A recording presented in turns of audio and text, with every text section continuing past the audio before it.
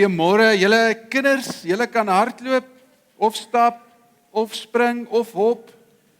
Lekker om hierdie gesiggies te sien, welkom, ook van my kant af, lekker om vanoggend sommer net die vir Het en vir Jaco hier by ons te hê. Gewoonlik bring mense chocolates van Europa af en hulle het besluit, hulle bring die koue. So baie dankie daarvoor ook. Ons gaan vanoggend voort met die reeks wat ons verlede week begin het oor die huwelik. Nou, verlede week het ons gefokus op die groot vraag, kan ek net ook vir oom Theo en tannie Petro welkom terug sê. Hulle was in Nieu-Seeland, welkom terug en toe by kinders, lekker om julle terug te hê. Welkom terug by die huis. Ons het gekyk na die groot vraag verlede week, wat is die primêre doel van die huwelik? As julle het gemis het, gaan luister asseblief die preek op ons podcast, gaan nie oor wie hom gepreek het nie. Ek glo die boodskap verlede Sondag en hierdie Sondag is regtig in seisoen. En so wat is die primêre doel van die huwelik? Dit was die vraag wat ons gevra het. En as jy hier was, sal jy weet om hierdie vraag te antwoord, het ons na Efesiërs 5 hoofstuk 5 gaan kyk en baie spesifiek die vraag gevra, maar hoekom verwys Paulus na die verhouding tussen Christus en die kerk as 'n huwelik? En die antwoord hiervoor het ons gevind in die korrelasie tussen die historiese Joodse huweliksbevestigingstradisies. Gee gou vir my daai. Hallo, daar's sy. Ons het gekyk na die historiese gebruike van hoe huwelike in die Joodse tradisies bevestig was en gesien die korrelasie tussen dit en die evangelie. En daarom die primêre doel van die huwelik is dit is 'n lewende getuienis. Wanneer 'n man en 'n vrou langs mekaar saam wandel, is dit 'n lewende getuienis van Jesus se verbondstroue liefde aan sy kerk. En so as ons dit sien, en ons het dit gesien, en as jy dit glo, as jy dan weer na Efesiërs 5 kyk, dan verander die vraag, en die vraag is nie, hoe kan ek 'n beter man vir my vrou wees, en hoe kan my vrou 'n beter vrou vir my wees, dis nie die eerste vraagie. Die eerste vraag moet wees, wat is ons huwelik besig om te reflekteer van Christus se verbondstroue liefde aan die kerk? God kom en hy kies die huwelik uit en hy sê, ek wil die huwelik gebruik, 'n man en 'n vrou langs mekaar. Dit sal my beeld wees van my liefde aan die wat my aangeneem het. En so net daar waar jy nou sit, as jy getroud is, hoop ek, voel jy die erns van die huwelik. Die erns van dit waarvoor God ons geroep het, as hy ons langs mekaar sit in die huwelik. En dit help ons ook verstaan, hoekom dit dan so 'n teken is vir die duiwel om huwelike aan te val. Dit gaan nie vir hom oor my of oor Susan nie. Dit gaan oor hierdie beeld wat ons veronderstel is om saam uit te lewe. Daarom val hy huwelike aan. En hy gaan alles in sy vermoë doen om skeiding te bring in 'n huwelik. Want as hy dit reg kry, het ons 'n wrongbeeld van hierdie verbondstroue liefde. Maar hier's die ding. Die skeiding is, wanneer ons die woord skeiding hoor, en nie verkeerd nie, dink ons altyd aan fisiese skeiding. 'n Man en 'n vrou wat uit mekaar uit beweeg. Maar skeiding is nie altyd fisies nie. 'n Man en 'n vrou kan in dieselfde huis, onder dieselfde dak bly, hulle kan in dieselfde bed slaap, hulle kan intimiteit geniet, hulle kan kinders saam grootmaak, hulle kan saam op vakansie gaan, rekeninge betaal, en tog afsonderlike lewens lewe onder een dak. En dit is waarop ons vandag gaan fokus. My tema vir vandag se boodskap, sommige paartjies deel 'n huis, ander deel 'n lewe. Sommige paartjies deel 'n huis, ander deel 'n lewe. Julle kan julle Bybel saam met my oopmaak. Ons gaan saam lees in Genesis 2. Ek gaan nou die nuwe lewende vertaling lees. Genesis 2 vers 15. Die Here God, vers 15, het die mens in die tuin van Eden aangestel om dit te bewerk en te versorg. Maar die Here God het hom gewaarsku, jy is vry om van enige boom in die tuin te eet, maar van die boom van kennis van reg en verkeerd mag jy nie eet nie. As jy daarvan eet, sal jy beslis sterf. Daarna sê die Here God, dis nie goed dat 'n mens alleen is nie. Ek sal vir hom 'n metgesel maak, een soos hy. Toe het die Here God die mens baie diep laat slaap. Terwyl hy slaap, vat hy een van die mens se ribbebene en vul die plek weer op met vleis. Van die ribbebeen maak die Here God toe 'n vrou en bring haar na die mens toe. Uiteindelik is dit die regte metgesel, sê die mens. Sy is regtig deel van my. Sy sal vrou genoem word, want sy is uit die man geneem. Dit verklaar waarom 'n man van sy pa en ma weggaan, saam met sy vrou lewe en hulle dan soos een mens word. Alhoewel die mens en sy vrou sonder klere was hulle nie skaam vir mekaar nie. Here, ek bid dat soos dat ons vanoggend net stil staan by u woord in Genesis 2. Heilige Gees, ek bid dat u elke huwelik, elke hart sal kom voorberei vir die woord, maar ook so die Vader se hart vir ons sal kom openbaar in hierdie skrif vanoggend. In Jesus naam, amen. Soos jy Genesis 1 lees, dan sien ons die besonderhede van dag 1 af, of eintlik voor dag 1, toe die Gees oor die aarde gesweef het. Van dag 1, alles wat geskape word deur die 6 dae, en dan eindig Genesis 1 by dag 7 waar God rus. Alles wat gebeur het in detail. Maar dan hier in Genesis 2 lyk dit asof ons teruggaan. God het nou gerus, maar hier skaap hy nou weer. En so wat hier gebeur is in Genesis 2 kom die skrywer en hy lig die 6de dag vir ons uit. Oor dit wat gebeur het, alles in detail op die 6de dag. En dit is belangrik vir ons om die detail te sien en te verstaan, want dit is God se openbaring vir sy skepingsorde vir die mens en vir die huwelik. Wanneer ons Genesis 2 lees, met ander woorde, moet jy 'n goeie verstaan en sal jy 'n goeie verstaan kry van ek is mens in my verhouding met God, maar ook die huwelik. En daarom is dit belangrik dat ons kyk en verstaan. En so wat sien ons hier in Genesis 2? Eerste ding wat ons sien is God skaap die mens. Hier is die man, singular, enkel. En hy plaas Adam in Eden of in die tuin van Eden, tuin in Eden. Daar plaas hy vir Adam. En dan sê hy vir Adam, hier is jou doel. Kan julle hoor dat jy word geskape? Hier is jou doel. En Adam se doel was, woon, bewerk en versorg die tuin. Woon, bewerk en versorg die tuin. Werk was deel van die oorspronklike skepingsdoel. Preek vir 'n ander dag. Maar as jy hierso sit en jy dink, werk is nie van die Here af nie, Genesis 2. Woon, bewerk en versorg die tuin. En dan kom God en dan sê hy vir Adam, dit mag jy en dit mag jy nie doen nie. So God kom gee vir hom reëls, God kom gee vir hom orde. En so van Genesis 1 af, vanaf vers 1, regdeur tot by die 7de dag, sien ons hoe God orde bring. Hoe God deur wat hy skape, in dit wat hy skep, hy orde bring. Dit was donker, en God bring die son, en die son het 'n spesifieke tyd wat dit opkom, en dit is 'n spesifieke tyd wat dit ondergaan. Daar is orde. Tussen water en land, daar is sekere grense gesit, tussen water en land. Daar is orde. Alle lewende wesens, gee hy 'n spesifieke habitat, waar daardie voël, of vis, of krokodil, of likkewaan moet voorkom. Daar is orde. Wanneer hy die mens skaap in Genesis 2, sien ons, daar is ook orde. En een voorbeeld hiervan is vers 18. God kyk na Adam en hy sê, dit is nie goed dat die mens alleen is nie. Dit is God se orde. Wanneer hy na die man kyk voor die sondeval, dan kyk hy na my, en hy kyk na Gerard, en hy kyk na Etienne, en hy kyk na Johan, en hy kyk, wat sy naam weet, na Jaco, en dan sê hy, dit is nie goed vir jou om alleen te wees nie. Kan julle die orde hoor? Ek sal vir hom 'n metgesel maak, een soos hy. God kom en hy neem 'n ribbebeen. Weet julle aan watter kant? Weet jy man dat jy minder ribbe is aan hierdie kant as aan hierdie kant? God kom en hy neem 'n ribbebeen.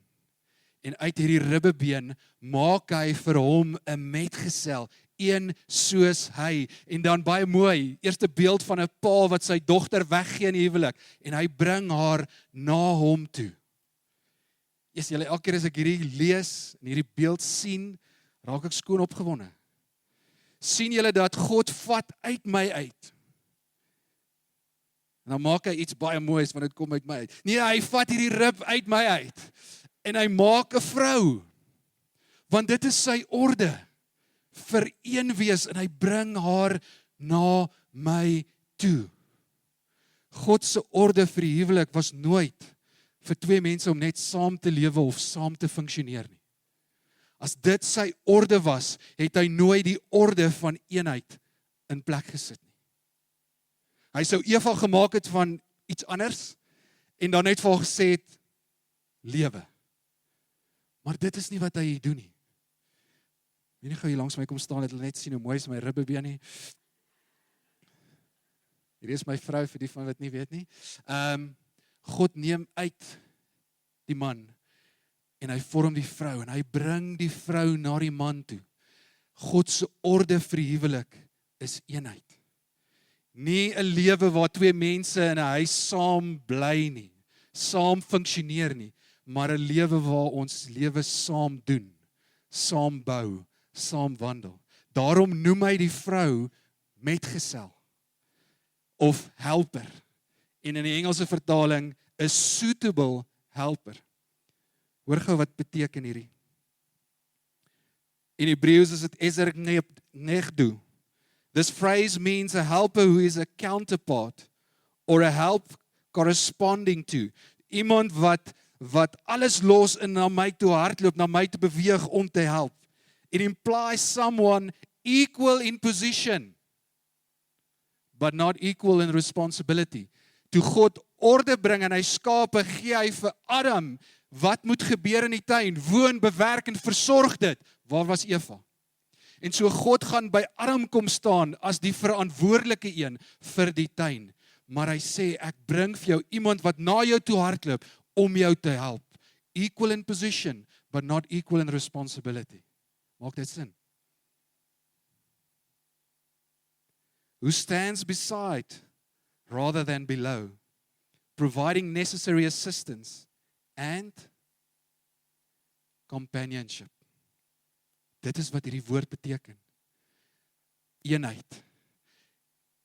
Wat saam loop, wat saam lewe bou, wat saam lewe doen, nie net wat saam leef nie. En onder een dak nie. As jy in die Oxford Dictionary gaan lees, dan sien jy die verduideliking vir hierdie woord, die volgende.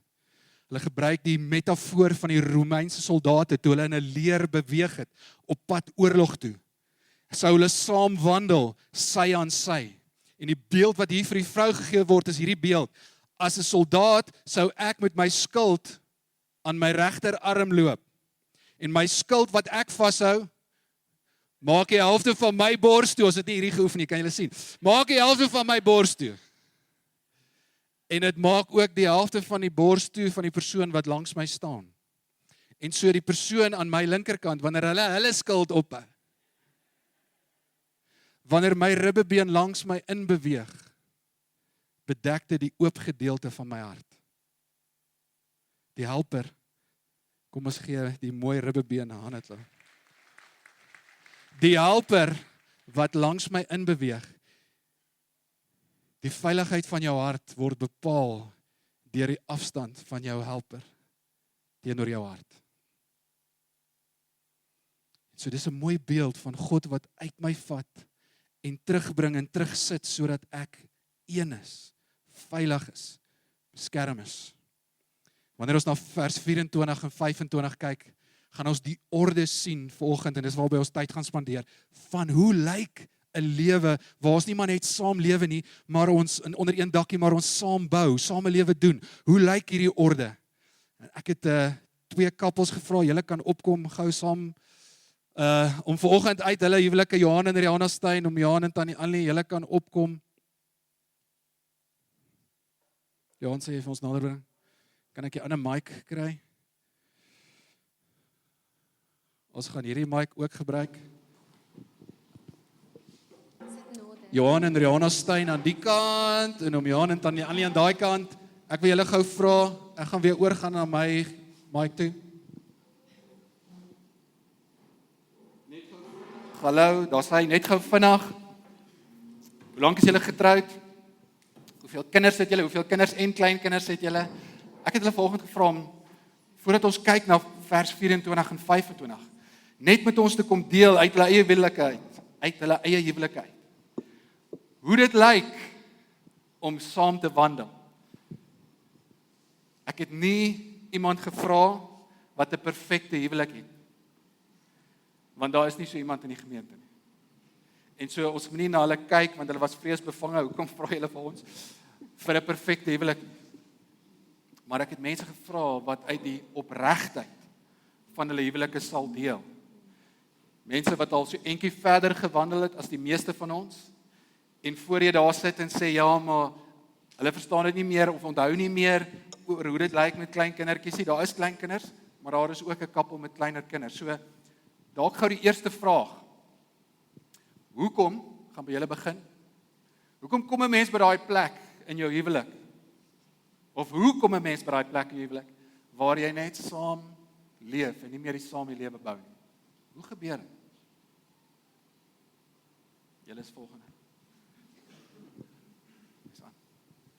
Ek dink die lewe gebeur. Mens kies 'n vrou, omdat sy sekere eienskappe het en waarvan jy hou en eintlik by jou aanpas, as ons eintlik na die beeld van God kyk. Maar dan gebeur die lewe met jou. Jy begin kinders kry, jy begin werk, jy begin jou carrière of jou werk bou. En dieselfde met die vrou, en dan kom kinders by, en dan raak dit so besig, dat mens nie regtig by mekaar uitkom nie, en dan begin jy half bietjie uit mekaar uitdrif. Ek het my verantwoordelikhede, Annie het haar verantwoordelikhede, en ons doen dit, want ons moet dit maak werk, en dit is dan wat op die einde van die dag maak, dat ons saam 'n huis deel, saam kinders deel, maar ons is nie regtig een nie. Sjoe, mag ek 'n klip in die bos gooi? Johan het nie baie daarvan gehou vanoggend toe ek dit sê nie. Maar wat ek dink 'n gevaar kan wees, is as mens in 'n Christelike, ons is baie dankbaar dat ons albei ons ouers of ouerhuise was Christenhuise, en albei ons ouerpare was meer as 60 jaar getroud gewees. Dit is baie spesiaal. En dit is daai ding van, as ek trou, is dit vir altyd, tot die dood ons skei. En is fantasties, en dit is hoe ek besluit het dit gaan wees, en Johan soveel meer. Maar dit kan gevaarlik ook wees. Ons is net saam vir altyd, so ons moet net saam wees vir altyd, dis hoe dit is, en niks meer nie. En dit kan gevaarlik wees, want ja, ek doen nie moeite om my maat te leer ken, of my te laat ken deur my maat nie. Ons gaan maar net aan, en voor ons sien, is ons huwelik nie verheerlik dit goed nie, ons is maar net by mekaar, want ons het geleer, jy sal by mekaar bly vir altyd. So dis dalk weer 'n klip in die bos. Hallo, Johan en dis my vrou Rihanna. Dis jou naam, né? Ja, ons het lank gevat om iemand in my lewe te kry, maar dit was 'n bietjie moeilik geweest waar ek gewandel het om die regte persoon te kry.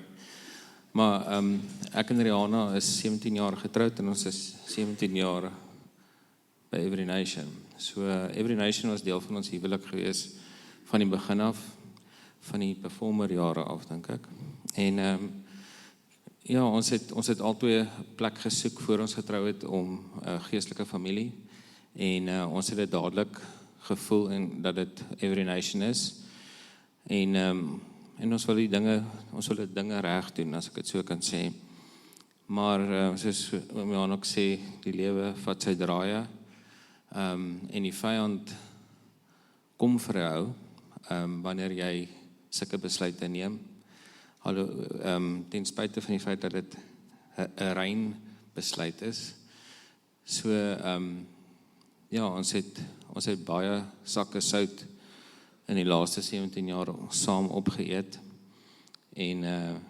Maar wat vir ons baie belangrik was is, en niemand kry dit 100% reg nie, maar om ons orde in ons huwelik te probeer regkry. En ons weet dat dis God eerste, jou vrou of jou man tweede, jou kinders, dan jou vriende, dan eers werk.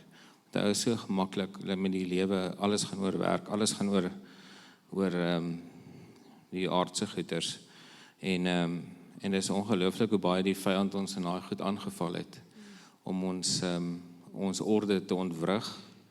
En dis weer 'n gesprek vir 'n ander tyd, maar ja, om altyd te probeer teruggaan en seker te maak dat die orde is reg, want as dit nie reg is nie, val alles uitmekaar uit. Dan's niks soos 'n ritme nie, as ek dit so kan sê.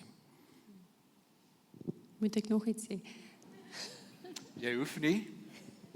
En so as ek dink as jy mooi luister wat hulle sê, hoekom gebeur dit dat twee mense net begin saam leef en nie saam lewe doen nie? Hulle sien die verskil. Hoor ek besig? Hoor ek ander dinge? Hoor ek die huwelik is nie meer die hoogste prioriteit naas God nie? Hoor ek dat die huwelik is nie meer wat dit veronderstel was om te wees, die skepingsdoel, 'n lewende getuienis van Christus se verbondstroue liefde met die kerk. En so in vers 24 sien ons die eerste orde. Luister nou na wat hulle gesê het en kyk wat sê vers 24. Die eerste ding wat ons in vers 24 sien is wandel soos een mens saam. Dit verklaar waarom 'n man van sy pa en ma weggaan, saam met sy vrou lewe en hulle dan soos een mens word. Soos een mens word. Dit verwys na 'n proses. Hulle word soos een mens. Kan julle sien, dis 'n proses wat hier moet gebeur. Okay, maar nou verlede week het ons gesê, wanneer 'n man en 'n vrou in intimiteit een word, wanneer hulle die eerste aand saam intimiteit het, dan is dit die finale seël van hulle verbond met mekaar. Maar hier sien ons dan 'n ander prentjie van een word. En so wat gebeur is in God se oë, wanneer 'n man en vrou in intimiteit eenkom, sien God hulle as een. Maar in hulle wandel, hulle optrede teenoor mekaar, moet hulle nou begin wandel asof en dat hulle een is. Kom ek verduidelik dit so, wanneer jy Christus aanneem as persoonlike verlosser en saligmaker, in daardie oomblik word jy gereinig en God sien jou as heilig. In Engels gebruik ons die woord you are justified. Jy is gereinig. En daardie oomblik wanneer jy Jesus aanvaar, sien God jou as heilig. Maar in jou wandel, in jou dag tot dag doen, moet jy nou begin wandel as een wat heilig is, deur nee te sê vir alles wat nie heiligheid weerspieël nie. So terug by die huwelik. God sien my en my vrou as een. In ons wandel, wat vers 24 sê, is dit 'n proses van een word. En dit beteken terug by die huwelik, dat daar sekere goed is wat ons nou moet doen, sodat ons hierdie eenheid kan reflekteer. Vers 24 gee vir ons die antwoord. Ons 2 kritiese aksies. Kardinale, belangrike aksies wat my en my vrou help. Wat wanneer ons wandel volgens God se orde, ons sal help om hierdie eenheid te wees, te bereik en so te wandel. Eerste ding wat ons sien, die woordjie weggaan. In Engels praat dit van leave. Tweede woorde wat ons daar sien is 2 uitmekaar uit woorde, saamlewe. Engelse woord, as jy die Engelse Bybel gaan lees, is cleave. Hierdie tou, kom ons gee dit as 'n voorbeeld van die man, was deel van 'n ander tou. Wat weggaan beteken in Hebreëus is letterlik om 'n knoop los te maak. Jy maak die knoop fisies los. Dit waarmee jy voorheen gebind was, word losgemaak. Gewoontes. Mense, voorbeeld hier, jy maak jouself los van jou ma en jou pa. En jy beweeg na 'n nuwe verhouding toe. So as jy na 26 jaar nog hier sit en jy praat nog elke dag 5 keer met jou ma, is dit tyd om die knoop los te maak. 1 keer 'n dag is redelik oukei. Losmaak van sekere gewoontes, losmaak van sekere sienings, losmaak van sekere drome en begeertes wat ek as 'n individu op my eie gehad het. Maak myself los daarvan. Dit is wat hy weggaan beteken. En dan die woord saam wees beteken letterlik, to cleave beteken letterlik om 'n nuwe knoop te vorm. So dit is die losmaak van 'n knoop en dit is die knoop van 'n nuwe eenheid. In my huwelik met my vrou is ek besig om 'n nuwe knoop te vestig. En hier kom die ding nou in. Daar is alles wat duiwel gaan alles in sy vermoë probeer om hierdie knoop te probeer stop of los te kry. Deur sonde, deurdat ek omgaan met goed waarmee ek nie omgaan nie, bring dit skeiding tussen my en my vrou. Wanneer ek na pornografie kyk as man of as vrou na pornografie kyk, maak dit ons eenheid moeiliker. So daar's sekere sondes, wanneer geld 'n drukpunt in my huwelik raak, maak dit moeilik om sterk te wees in hierdie eenheid. Veral as ek as man ons finansiële situasie wegsteek van my vrou af, nê. Dan maak dit moeilik vir hierdie knoop om sterk te bly. Maar dan is daar ook goed in die huwelik wat daar geplaas is deur God. Wanneer dit nie in orde verstaan word en daarmee gehandel word in orde nie, kan dit ook 'n effek hê op hierdie knoop. Kinders is toegevoeg tot die huwelik. Kinders gaan die huwelik verlaat. En ongelukkig besef baie van ons te laat. En wanneer die kinders uit die huis uit is, kom ons agter ons het net saam gelewe onder een dak. Ons het nooit lewe saam gedoen nie, want alles het gegaan oor die kinders. Ek gaan nie 'n skool se naam gee nie, want dit is omtrent elke skool. Maar in die kwessie van Januarie tot waar ons vandag is die atletiekseisoen verby, die cricketproewe is al gedoen, die spanne is al gekies, die rugbyproewe is al gedoen, rugbyspanne is al gekies en ons begin oefen en ons gaan al op 'n toer. En so wat gebeur in die huwelik? Mamma en pappa hardloop letterlik van elke oefening na elke oefening.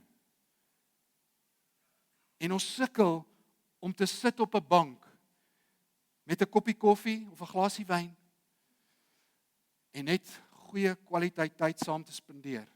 Ons by mekaar kom as jy geluister het. Raak moeilik want ons raak so besig, beroep, kinders, alles goeie goed.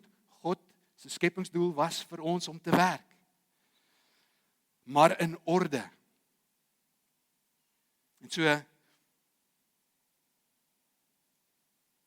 ons word geroep om wandel soos een mens saam.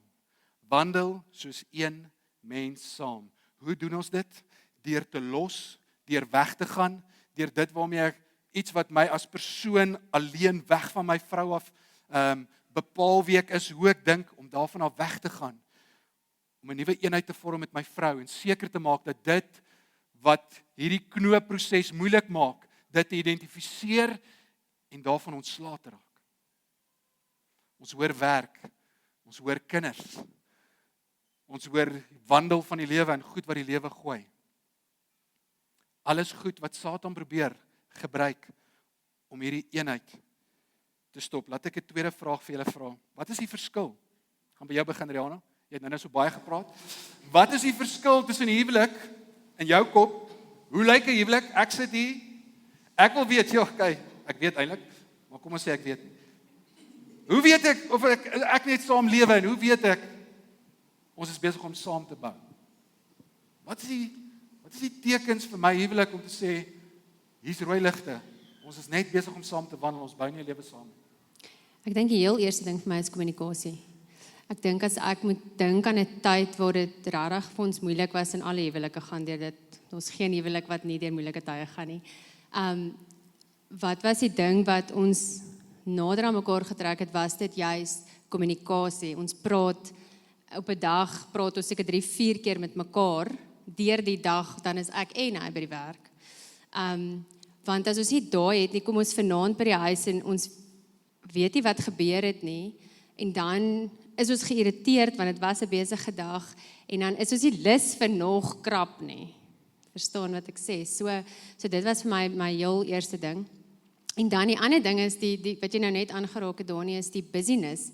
We choose to be busy. En dan kies ons om goed te doen.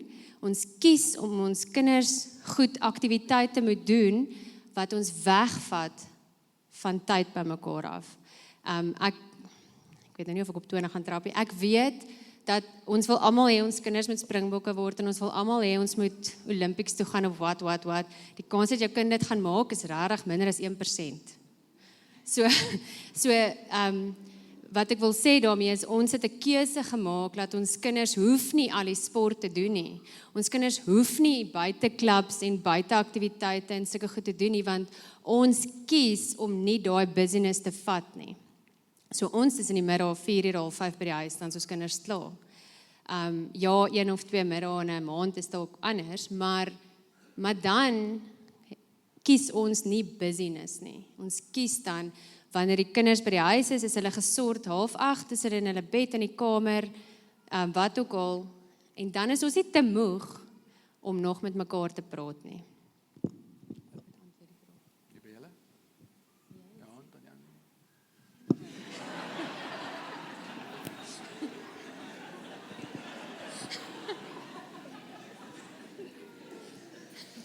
Nou die vrouens se beurt. Ja, wat ek en Johan ook net besef het, is, mense praat so baie, ek het nou gehoor, Dani praat ook van intimiteit. En as jy praat van intimiteit, dan dink jy dadelik aan seksuele intimiteit.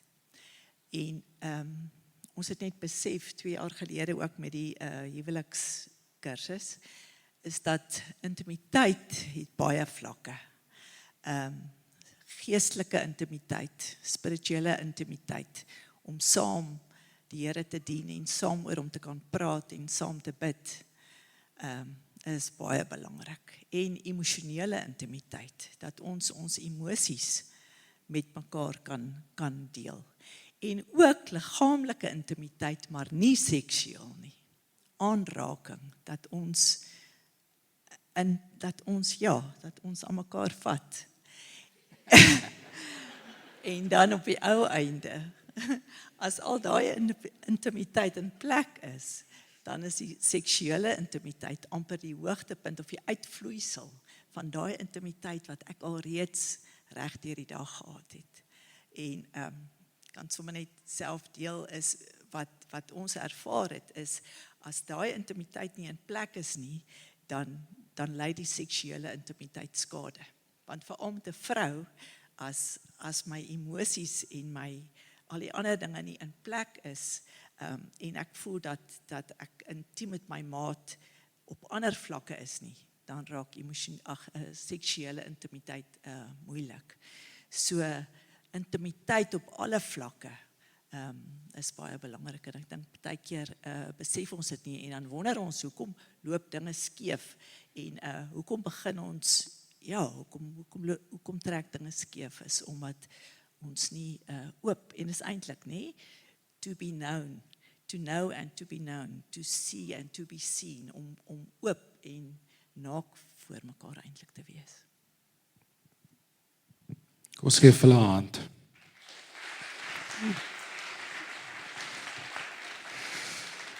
Dankie dat julle kom deel het uit julle huwelik uit. So die eerste ding, daai eenword, proses van eenword, waar ons reflekteer dit wat ons in God se oë is, sien ons ek moet weggaan, ek moet los, ek moet leave, ek moet eenheid vorm met my vrou, en dan hoor ons nou hier, maar hoe weet ek waar ek is, en ek hoor heeltyd die woordjie tyd. En die vraag is, hoe lyk my tyd saam? Is jou tyd saam tans net 'n tyd waar logistieke en praktiese goed bestuur word en bespreek word, of is jou tyd saam 'n tyd wat harte laat belyn? So die eerste ding wat ons sien is, vir die orde van die huwelik is, wandel soos een mens saam. Die tweede ding is, hulle wandel naak saam. Genesis 2 vers 25. Alhoewel die mens en sy vrou sonder klere was hulle nie skaam vir mekaar nie. Jep, julle kan dit letterlik opneem, doep.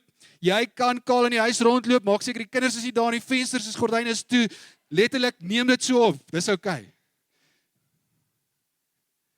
Maar ons sien ook hier dat hulle was ontbloot in alles voor mekaar. In alles voor mekaar was daar geen iets wat nie sigbaar was nie. En dit is nie net 'n fisiese ding hier nie. Wat is die eerste ding wat gebeur het toe daar sonde was? Hulle was skaam en hulle het bedek. Hulle was skaam en hulle het bedek. As ek jou vanoggend moet vra, Draai gou twee na mekaar toe in die huwelik en bid vir mekaar. Maar ek wil hê jy moet bid dit wat op jou man se hart is. Ek wil hê jy moet bid dit wat op jou vrou se hart is. Ek wil hê jy moet saam met haar staan en intree namens haar by God vir dit waarvoor sy God tans vertrou. Dit waarvoor sy bang is. Dit wat sy begeer of wat hy begeer of waarvoor hy bang is. Sal jy weet waarvoor om te bid. Jy sien Adam en Eva in hulle saam wandel, in hulle proses van om een te word in die huwelik, was hulle in alles voor mekaar ontbloot. Niks was bedek nie. In ons gesprekke, hoe lyk 'n huis waar mense net onder een dak saam bly? Dit gaan oor, okay, wie laat die kinders op? Watter rekening moet wie betaal? Hoe skei ons die rekeninge? Vakansie. Ek wag vir hierdie week, het ons 'n groot vergadering in ons huis. Ons moet 'n verjaarsdag beplan. So alles gaan oor die logistieke. Wanneer ons op 'n date night gaan, dan kom ons glad nie by mekaar se harte uit nie. Ons weet nie hoe dit met mekaar se harte gaan nie. Dit is 'n teken van 'n huis waar 'n man en 'n vrou net saam lewe onder een dak. Sien maar 'n huis waar ons saam bou, waar ons saam lewe, gaan dit nie net oor FaceTime nie. Ek wil net dankie sê vir my Connect groep, hulle het opgekom daarmee. FaceTime nie. Met ander woorde, ek en my vrou kan sit en ons kan nog steeds praat oor die logistieke. Dis FaceTime. Maar dit beteken nie ons harte belyn nie. En vir harte om te belyn, moet ons kwesbaar wees. Mans, ons moet met ons vrouens kan deel hoe dit met ons gaan. Wat hier binne aan die gang is. Wanneer jou vrou na jou kyk en sy vir jou sê, hoe gaan dit met jou hart? Dan praat sy nie oor iets letterlik in 'n probleem wat opgelos moet word nie. Sy wil weet, wat is hier binne in jou hart besig? Wat is dit wat jy die Here voor vertrou? Waarvoor jy pleit, sodat sy langs jou kan inbeweeg en jou hart beskerm? Sodat sy jou kan nader en namens jou intree. Dit vat van ons om kwesbaar te wees. Dit vat opofferings. Dit vat opofferings. Dit beteken letterlik dat ons saam, en dis 'n lekker opoffering, maar dat ek dalk minder golf speel, of dat ons saam vir ons kinders sê, vanaand is dit ons tyd, ons gaan fliek. Ek onthou toe ons dogtertjies klein was, ons het een keer 'n week het ons date night gehad, die spesifieke week het ons gaan fliek, en ons oudste op daai stadium draai na Susan toe en sê, maar hoekom gaan fliek julle altyd sonder ons? Nie altyd nie, maar in haar wêreld was dit altyd. Susan se antwoord was so mooi, omdat ons lief is vir julle. Ons offer sekere goed op, omdat ons lief is vir ons kinders. Ons offer nie ons huwelik op, omdat ons lief is vir ons kinders nie. Daar is doelbewuste teenwoordigheid. Hoe lyk dit as 'n lewe wat saam wandel, saam bou? Daar is doelbewuste teenwoordigheid.